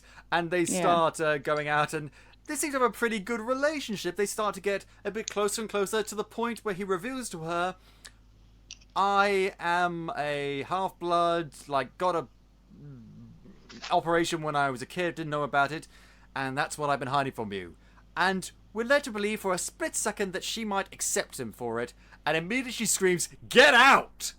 Yeah. And it's heartbreaking, because you just see his face afterwards. Like, it's not like he's crushed, but it's like he kind of expected it, and now he knows what kind of person this person he did care about thinks of him. Now she knows the truth, even though nothing about him has changed. And it's so sudden. She's just like, oh my god, she half retches when she runs out of the room. It's... Well, I think, the same night is when the other guy is killed, right? The headmaster's boyfriend. Right, so it's revealed that the headmaster was in a relationship with the mortician working for the police, Dr. Ranger, blah, blah. I don't remember, yeah. And Philo meets up with him, says, I promise I'll keep your secret, don't worry about it. And he learns a lot of stuff about his heritage. We're learning stuff all over the place about this. And then he starts to realize, oh, right, he's been killed, my headmaster has been killed, and this random woman has been killed. This seems like it might be... whose voice is very familiar. He talks about her singing voice. She used to be a singer, and whenever he hears her music, it's great music, by the way. It's a bop. I love that tune, like the I can't do it justice. It's like ghostly and stuff, but he can't get it out of his head. I mean, I couldn't get it out of my head either. It's really good, but like, and there's all these connections. And he has these memories of like someone singing a song to him outside of the when he was a kid, and he has no idea where it came from, and he's having these memories when he goes to the mortician's house, and he remembers his wings getting cut off. I don't know why he remembers that. He was a baby. Yeah, I think that's just put in there for dramatic effect, like him figuring it out, but who knows? Right. And so while that's going on, let's just run through quickly the Imogen, Agreus, Ezra storyline. Oh god, yeah, 'cause that's another thing that's something that seems connected and then isn't for a long time, and then kinda is. So isn't. Due to the Spurn Rose's financial difficulties and the fact that Mr. Agreus has apparently a lot of money, Imogen comes up with a little idea. She says, "I know what I'll do." He is desperate. Absolutely fucking desperate to be accepted into quote-unquote polite society. So we're going to make a deal with him. In return for us inviting him to lots of stuff, he will finance a new boat for us all. And everyone's like, I don't know, but you know what, alright, fine. And she invites him to tea, and it's very much like, look who's coming to dinner. It's full of all the awkward social faux pas stuff that I find absolutely chore to watch because I'm English and I can't handle that kind of stuff. Like, that's our nightmare. That's our hell. And, but that keeps on going on. He keeps getting invited to stuff, and then he takes her out to stuff, to like a museum thing. And then he takes her to this auction of a painting. And he meets this really snooty guy like, I really fancy this painting. Oh, why do you fancy it? Because it's a masterpiece. Why else? And then this guy bids like, I bid like 200,000 guilders on this masterpiece that I clearly don't care about. Okay, going once, going twice. 300,000 guilders. Oh shit, Agreus outbid you. Oh shit, just to see the look on his face. I love Agreus. He's like, I guess I gotta buy drapes that match this painting now. I have no fucking idea what I'm gonna do with it. I just have this painting that's really expensive. Probably shouldn't have spent a lot of money on it, but you know what? It was worth it. And Imogen starts to warm to him as well. She starts to let go of her prejudices kind of quickly, I thought, but still over the course of time. It makes sense given what we learn about her dad. True. Okay, so her dad... This is how I think that, like, this whole her rebelling against society, like, thing is done a little bit better because she's not actually rebelling against her family. In fact, she's keeping in line with her family values. But that's the question. Where do these new races... It's totally different. Yeah, but where did these new racist values come from? Because I think she was genuinely racist at the beginning. She wasn't like pretending just to keep in line with her brother. No, absolutely not. But she does change her mind, and she gets closer and closer to Mr. Agreus. And then eventually, considering the fact that they're nothing but mammals, they do it like they do on the Discovery Channel. And well, he shows her his electric bulb, and then she's like, well, I want to see a different electric bulb. And I mean, and then they take their clothes up, and here's the thing I love that scene. They both take off their clothes just standing in front of each other. And at first it's very sexually charged, but then later on it becomes a bit more gentle, a bit more romantic, a bit more sweeping, and it's actually kind of a cool scene. And then you get completely distracted by the fact that that is one sexy goat man. Yeah, he's very attractive. And it annoyed me for a lot of this show how they just did the Game of Thrones thing of we can have sex, we can show sex all the time. And so there's a lot of scenes that feel unnecessary, that are just unnecessary, sex scenes. You could just cut to, people sleeping in bed together. This scene, I think, is really necessary. I think it does a very good job at giving a reason for its existence. I mean, you understand why the ancient Greeks were so hot on satyrs. Like, you get it. You get it. I mean, like, it's a lot different than Fife and Philo fucking in the first episode, because like that was not necessary. All we needed was them laying in bed together afterwards, and we get it. And that first scene, that was, if you permit me saying this, a violent fuck. It was not nice to watch. Yeah, that was. I mean, I've seen Orlando Bloom's dick. Wait, what? I don't know if he still is, but when he was dating Katy Perry, they went to a nude beach. She's kept on her bikini or whatever. There's like a picture of him on a longboard just totally naked. Please tell me you didn't actively. Why would you look at Oh, that? yeah, because I was like, I saw it on a website and I was like, there's no way this is real. And I was too curious. Alex, I'm ashamed of you. God damn it. Right, okay. Leaving aside the fact that... No, bad, Alex, bad. So, leaving that aside... having said that, I'm glad you did that, and not what I initially thought you might have done, which, like, be in the bushes outside his house with a long scope camera. No, God, no. But anyway, so... However, then Ezra discovers them, because, like... She tries to convince Ezra to say, okay, so, like, well, I think we should invite him to more stuff once the contract between us has been sort of run its course. He's like, what? No, he's a filthy puck, never.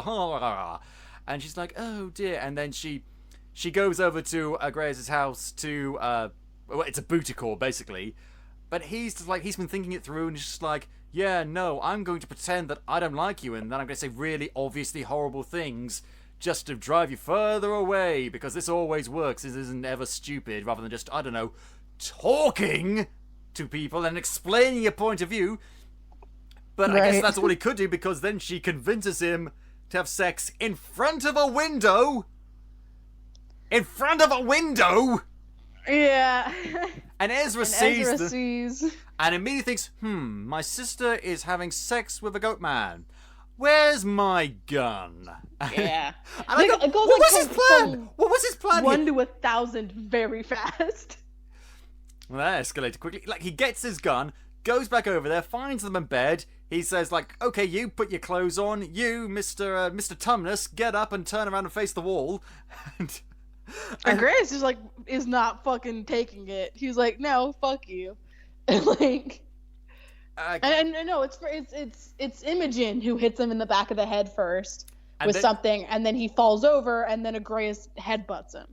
And he says, like, aha, and then Ezra is just like, aha, now you've done it, now you're definitely going to be arrested. And it's just like, okay, yeah, I get that the laws are very much anti-fair, very much pro-human, but here's the thing, you broke into his house with a gun, and I'm pretty sure if Imogen can't attest to that, then other members of the household would sort of... Like, he's got a manservant named Fergus. Like, he'll say, oh no, he totally broke in. There is a broken window. Like, I don't think it's as cut as dry as you say, but then the secret will be out between that they are having sex. He could... I think he could very easily claim that what was going on between Agreus and Imogen wasn't consensual, and no matter what Imogen says, they're going to believe her brother over him. Over her. That would have been a better route to go, but they don't mention that, and so they basically say... Imogen says, okay, I've got an idea. Let's fucking let's blow this joint. Yeah, because that day was supposed to be the maiden voyage of their boat. That's actually where they thought Ezra was. Is Imogen thought Ezra was on the boat, and so she was like, okay, we have time to, get it on. Why wasn't he on the boat?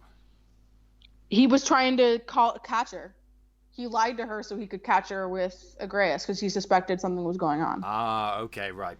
And so they jump on ship and flee the whole city, and they just sail away to a presumably brighter future together, despite the fact that Mr. Agreus has just left behind his entire new life that he was setting up for himself for this girl that they don't really have much going on. And Ezra's coming after them. And Ezra's coming after them, yeah. So that's their story, and that's Ezra's story. Kind of. God, what else is going on? Oh, there's so much going on. So, they find out about the gay relationship. The kobolds get deported. And oh yeah. I think, we're getting to the end here. So, before this happened, Jonah had a bodyguard before he was kidnapped. A fawn named Quill. Oh God, I fucking forgot that was connected.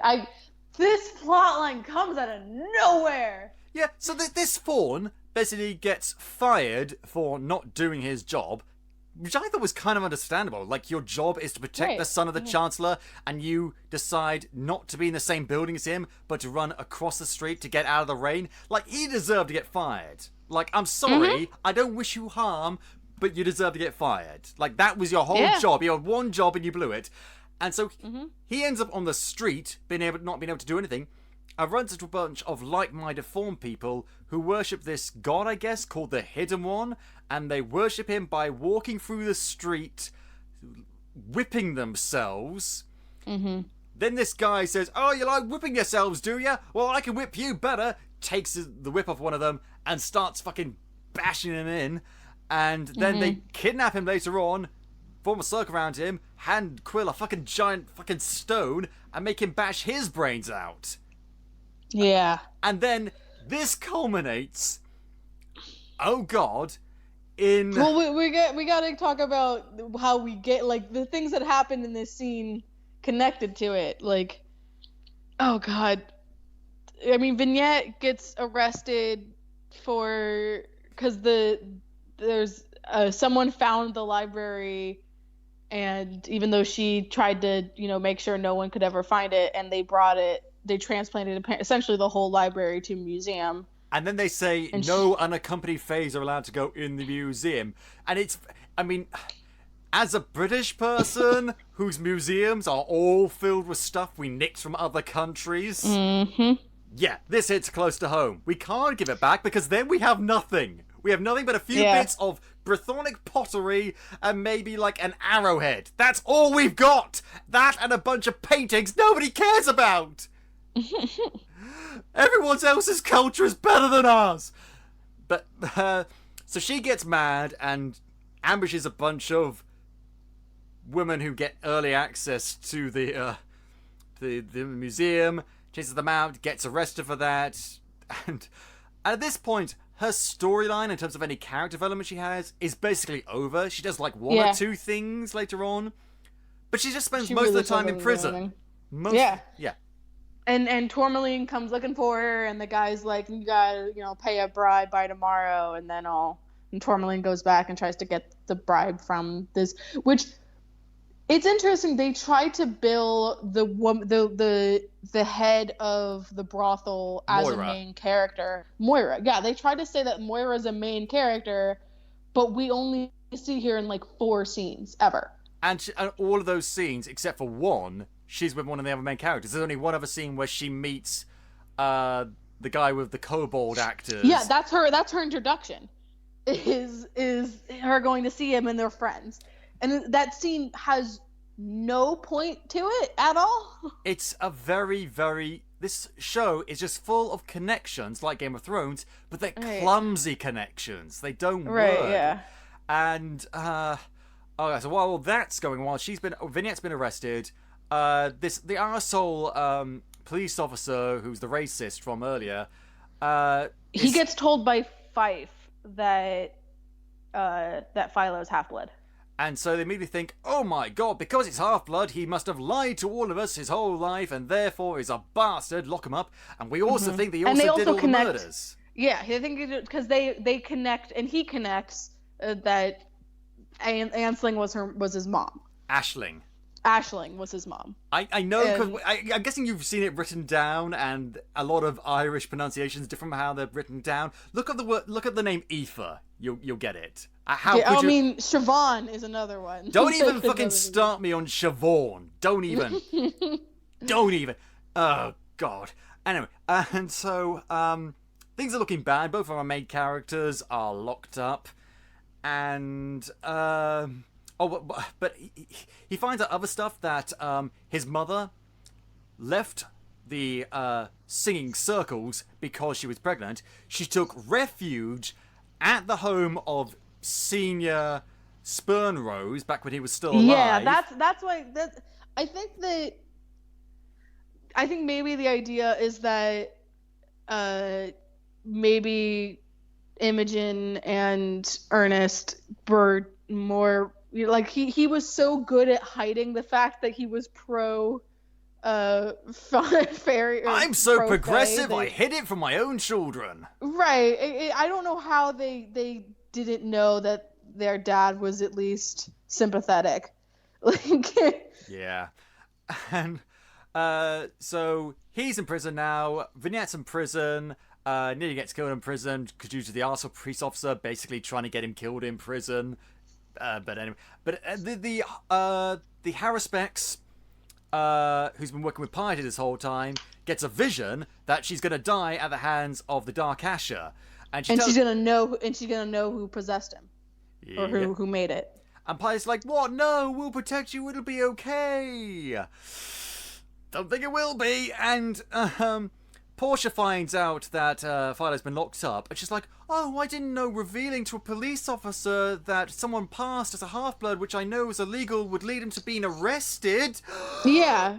Idiot. Fucking moron. Fife just doesn't. She's not a great character. And like, it's essentially because he's been accused of all these murders, and she knows he didn't commit the murders. But it's like, so you're willing to kick this guy out immediately upon learning this, and tell police that he was this, but you're not. You draw the line at him potentially being a murder. Like, I mean, I know that racism she doesn't want him never executed. She wants him arrested but not executed. I guess that's where she draws the line. I guess. It's like, I know racism doesn't make sense. It's not based on logic, even though they say it's based on it's not. But yeah, it's stupid. And but the big chief police officer that's been arseholing his way through this entire show comes and says, "All right, Philo, we hear that you are not in fact half-blood. So did you do these murders? No. Did you do any of these other murders? No. Are you half-blood? You know what? Fuck it. Yes, I am. Well, then you're a bastard." Yeah, and they decide, yeah, you totally did murder everyone. And then they go to, I think it's the chief of police goes to Breakspear or whatever, goes to Absalom Breakspear. Before we, you know what I love about that scene though, where he admits that he's half A, is that there's a second where you think he's going to lie and say that he's not. They really leave you in suspense, but he doesn't. However, while this is going on, Chancellor Breakspear hears that this woman named Aisling, who's half A and used to be a singer, was murdered, and it was done. He knew about the murders, but he didn't know that Aisling was one of them. And it was supposedly done by her own son. And it appears that Philo has been taken away to be transferred and executed without trial. This is the only thing that Breakspear does. Like, this is like him doing something at something else. He doesn't have any agency the entire show except for this one moment. Yeah, but here's the thing though. He then transports Philo to the summer estate of his family, and he's got a gun in his hand and saying, "I'm gonna kill you. I'm gonna kill you because you murdered someone who I actually cared about, Aisling, your own mother." And he can't even do that right. The gun doesn't go off. No, he doesn't get that. He doesn't. Yeah, he can't even say. I mean, it's clear that he hasn't. He's never probably used a gun before. Yeah, and but Philo's just like, "Okay, clearly you can't handle your gun, man. Just like, listen to me. Here's what's going on." They have it out. They talk, and he's real that he says, "Hey, Dad." hey, Dad. And so, Breakspear reveals that he had an affair with Aisling when he was much younger, but the scandal was going to ruin him and everything, so they had to break it off, and he's really sad about it. And it turns out that despite everything, like, he's actually a pretty nice guy. He's a bit of an idiot, but he's a nice guy. And he's like, I'm not going to let you make the same mistake. Who's the girl you're in love with? Vignette, okay, I'm going to get her out. I bet that's going to go swimmingly. He goes back to his chambers. He writes out a writ of He's pardon. Like really excited about it too. He's like, I'm gonna help my son. I'm gonna do a good thing. But then Quill, the guy's been radicalized by all the Reform people, turns up in his office and fucking stabs him, running around and saying, the hidden one, blah blah blah blah. And they're like, "Oh shit, he's gonna die, he's not gonna be able to send off the thing." But they get a doctor, and he lives! Holy shit, this guy's got 9 lives! Yeah, he lives, and even, like, his like, butler or whatever, he's like, "You had this in your hand." It says, like, Vignette Stonewalls, who was this? He's like, "Oh, I was pardoning her. Can you please go get the chief of police? I need him to see this, I need him to take this so he can, free her," or whatever. But then, before that happens, Jonah comes in and says, "Hey, Dad," or "Are you really my dad?" "No, apparently you're not." And Breakspear's just like, "Look, okay, you might not be my biological son, but I love you and I consider my son always and forever." And he's just like, "No, fuck you, bye, Chancellor." It's just like, oh god, even on his stab bed, he gets to get shit on. Jonah's a dumbass. But then Piety comes in, and so here's the thing. Her whole motivation this whole time, pushing Jonah to do the right thing and stuff like that, and even kidnapping, supposedly, is this idea to fulfill this vision that the Harrisbecks had to push Jonah into becoming an even greater man than his father. Oh, wait a minute, though. Hang on a second. But if he has another son, and it might be that Jonah is in fact not his biological son, that means the prophecy is intended for Philo, not him, and she can't have that.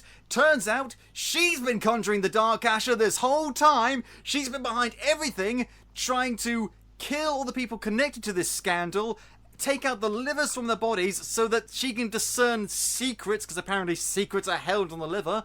I always thought it was the appendix, but I guess that shows what I know. And she's just like, okay, tell me who your real son is. No, I won't. Tell me who your real son is. Look, Piety, it doesn't matter. I'm going to cover up the fact that you killed all these people. Don't worry about it. Tell me. She smothers him.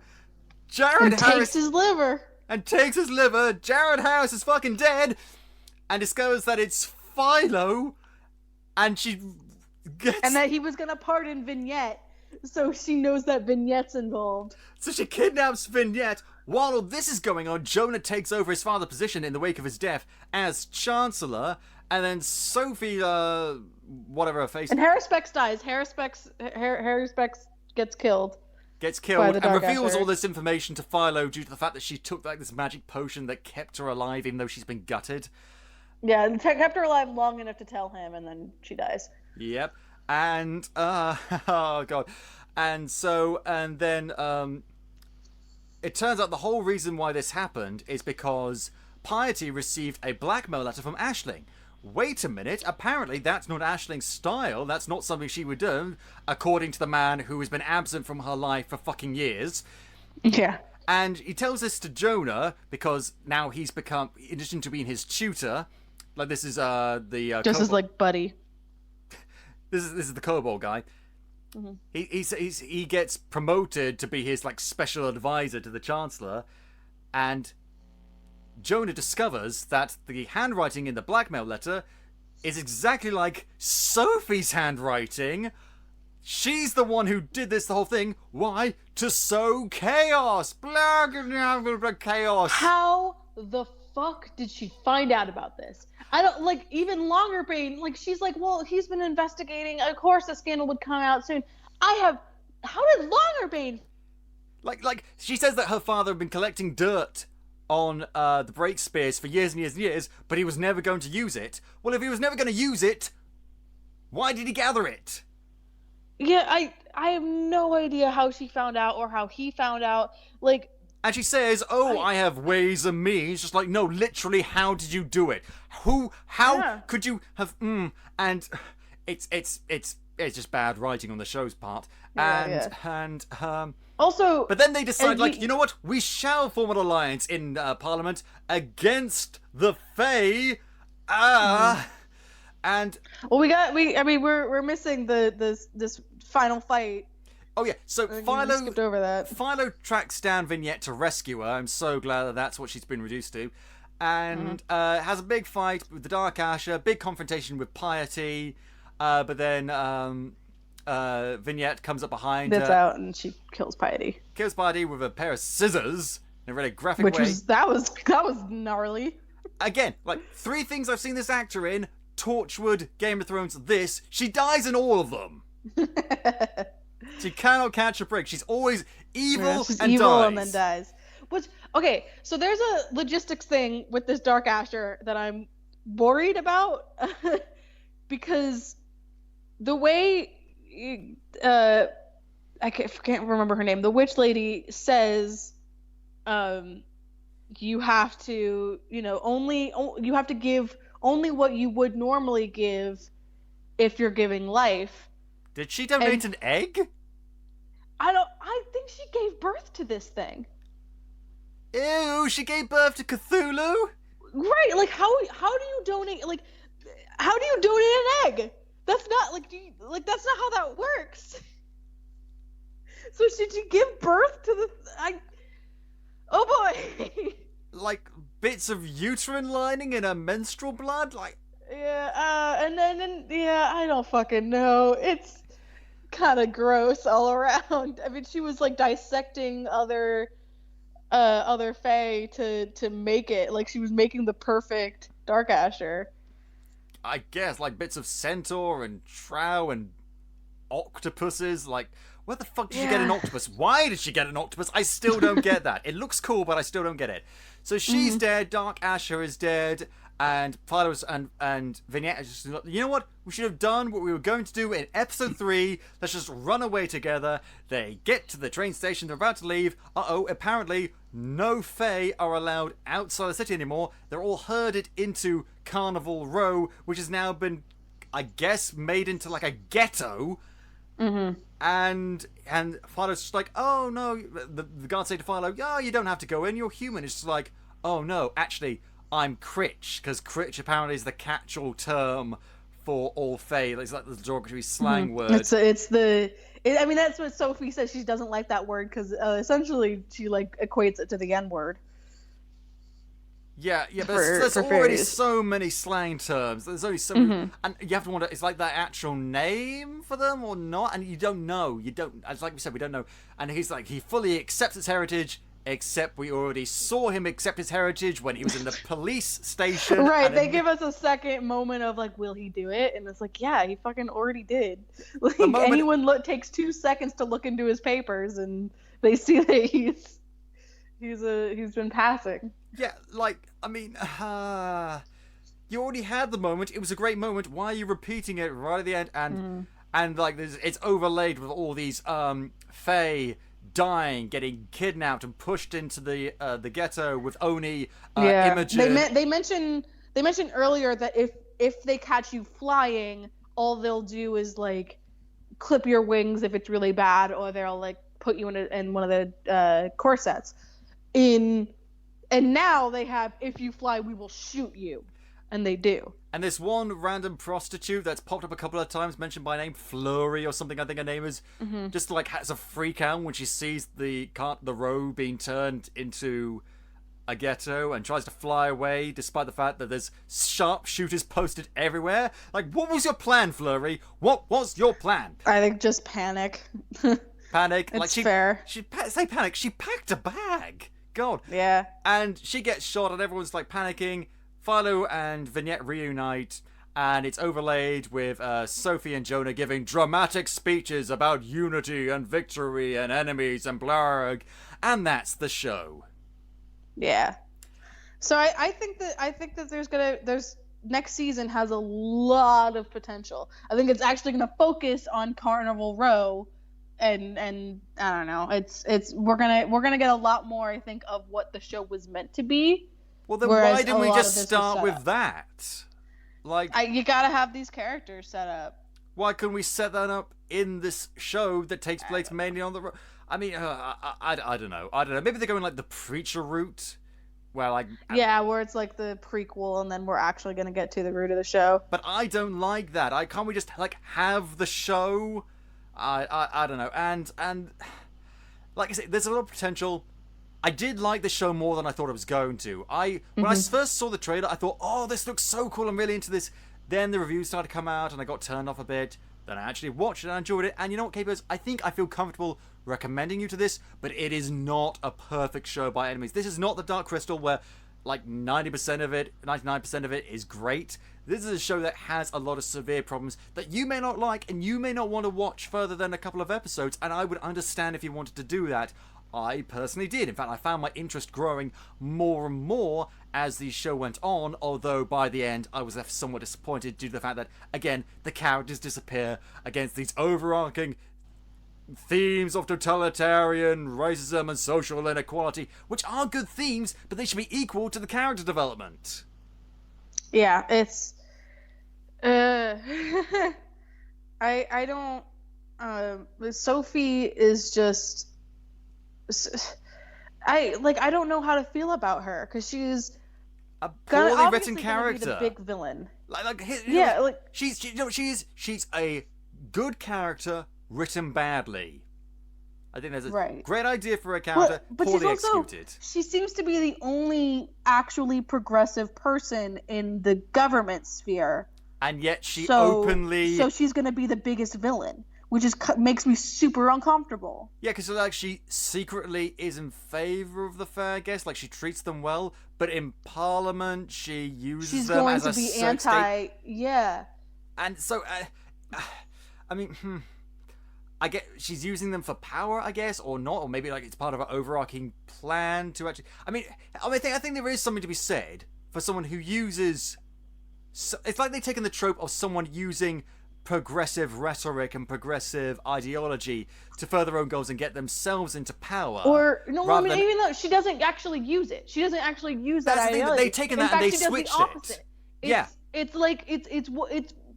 I mean, there's a lot of theories about different, right-wing pundits and quote-unquote journalists that don't actually believe what they're spouting. They just know that's going to make them money. Yeah.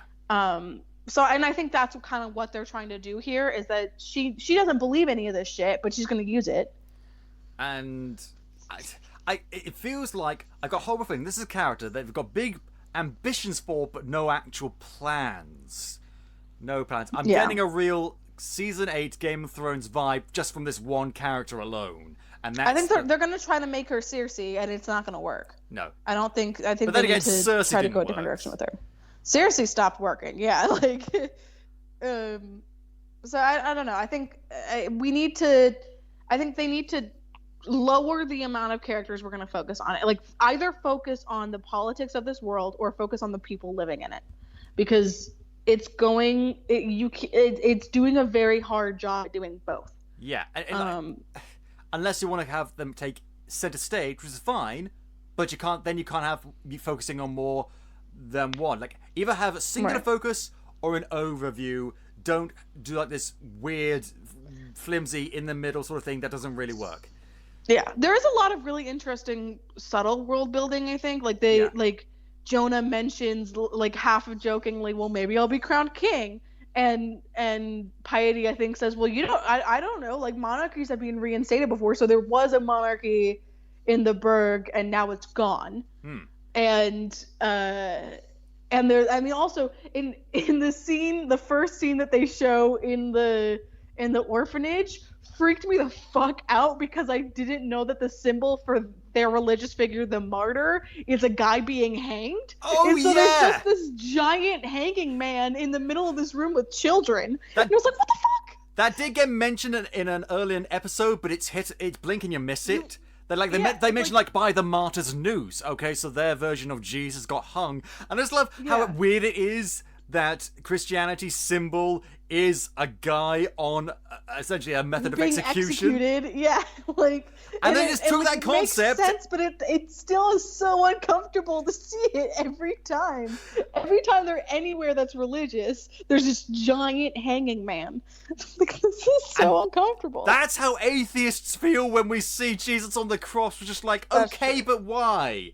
Yeah. I remember seeing like a meme years ago about what if Jesus lived another time, and like this image of like a guillotine on a little chain necklace that people would wear around their neck, or a gun, or a cannon, and stuff like that.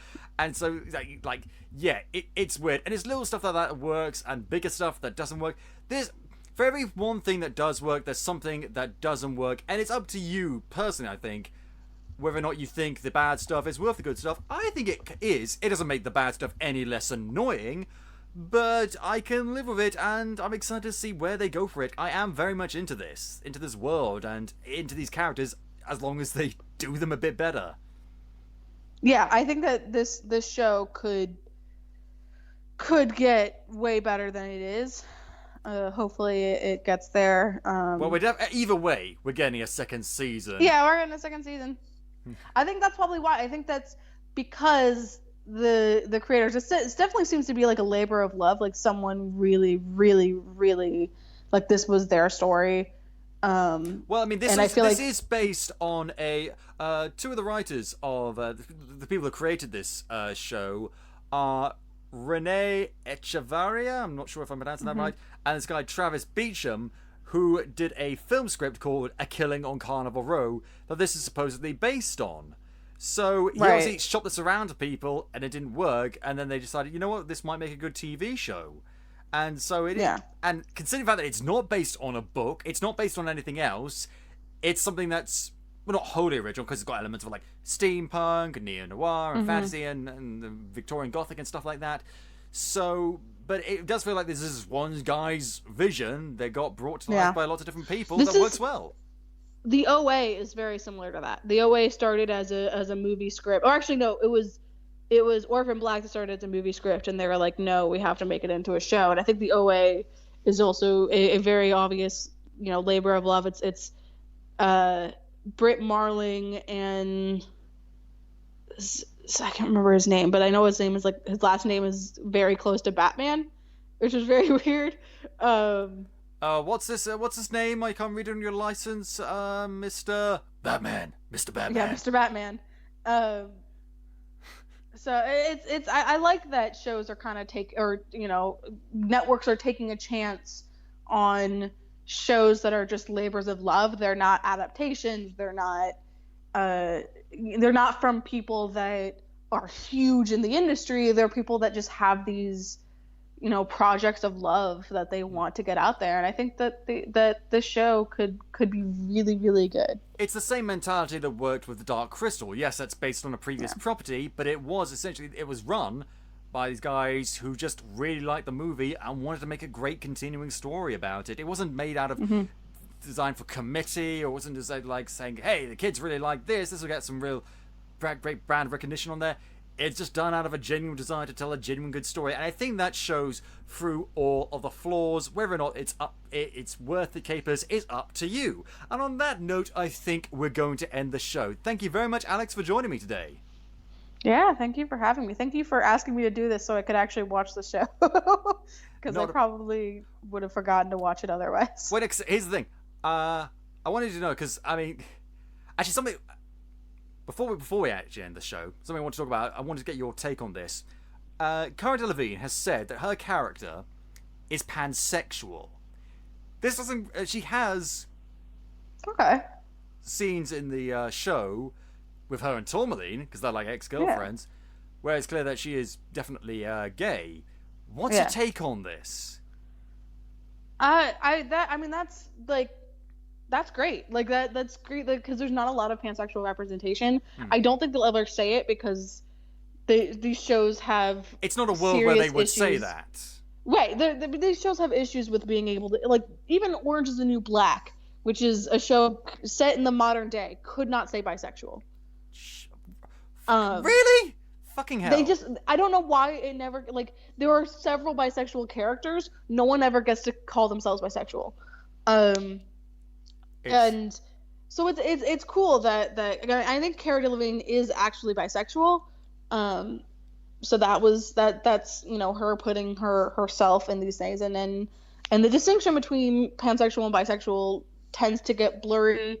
Like some people prefer the different labels for different reasons. I prefer bisexual. I've heard the term omnisexual before. Yeah, I prefer I prefer bisexual for me because I see it as bisexual just means that you can have different levels of attraction depending on the gender, where pansexual, gender doesn't matter. But some people don't have binary genders, nor in fact have any genders. So this But the official definition of bi is 2 or more genders, where pansexual is just like gender doesn't even fucking matter. Gender is not even a thing that comes into play when talking about attraction, which makes sense. I think that makes a lot of sense for Vignette. Like I don't think she has these preset barriers. I do hope that Vignette especially, I feel like needs to grow up a little bit. She's still that same naive girl that we saw in I don't think it's a question 3. of she's naive. I think it's a question of she has this vision for the world and the world isn't adhering to her standards, which might be the better Right. standards. But I mean, like, even when she, like, even when, you know, when she goes to see Philo for the first time, she says, "You ruined me.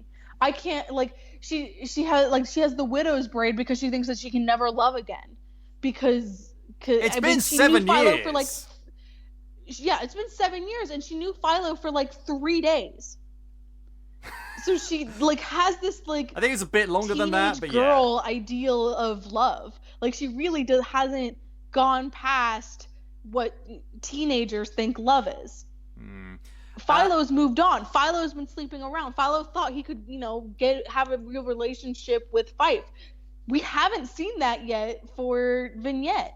Like, she kisses. She kind of got that with She kisses Tourmaline, but, like, then dumps her the second she gets back together with Philo. She dumps Tourmaline the second he even expresses interest in getting back together. And Tourmaline is way more okay with it than I thought she'd be. Yeah, Tourmaline's fucking awesome. Yeah. She deserves the world. The reason why I bring this all up is because whenever someone says that a character is asexuality and it might be represented in the show but isn't necessarily addressed as such, I get a little Dumbledore alarm bell in my head. And thankfully I don't think that's the case here, but I'm always very worried. No, I don't think that's the case. No. Yeah, because I think they just kind of... Tourmaline and Vignette's relationship is just so matter-of-fact. Yeah. And they don't have the crazy ex-girlfriend trope. There's a lot of times where, like, if a main female character was in a same-sex relationship early on, the girlfriend will come back and be like a villain. Tourmaline's not that. Tourmaline is the, like, she doesn't have any reason to be so accepting of that. Like, they shit on her. They, like, there's so many things that happen to Tourmaline, and she is still, first and foremost, you're my friend, and I want you to be happy. Yeah. And she's a way better person than me. They give a nice expression of love, but it's just like, it's okay, and yeah, it is very nice. I was worried, and also what I love about it is, as I mentioned earlier, they acknowledge that homophobia is a real thing that exists in this world as well. It seems to be only a human thing, though. I don't see anyone having any issues with Tourmaline and Vignette. Fairies don't give a shit. You love yeah, is love. I don't think that's a thing for the fairies. Because I also think I haven't if someone seen a single starts male tuning fairy. in, if someone starts tuning in to this bit without listening to the rest of this review, that's going to be super out of context and it's going to sound bad. Right. It's not that kind of fairies. Is there any male fairies? Yeah. I don't remember seeing a single one. Yeah, the guys in the Black Raven. Oh fuck! I forgot about those guys. Well, in fairness, they were barely in it. All of the main fairies that have a lot of character are women. Yeah. So that's why I was thinking that maybe there's a gender disparity, and that's why, like, they don't really care about guys can have pretty wings too. Yeah. And on that note, we're definitely going to end the show. Thank you, Alex, for joining us today. If you enjoy the show, Capers, please tell your friends, shout from the rooftops. And if you haven't already, go back and listen to some of our other super episodes, like our Dark Crystal review last week. You can listen to the show on iTunes, Podbean, YouTube, Spotify, or at podcapers.com. If you want to get in touch with us, suggest show topics, or maybe come on the show yourself, you can find us on Facebook, Twitter, and Instagram at AP2HYC, or email us at podcapers@ap2hyc.com. Thank you very much to Dan Harris for our logo, the lovely microphone, the red and blue 3D glasses, those are mine. And thank you for listening. This has been Podcapers, the official podcast of a place to hang your cape. Cue the music!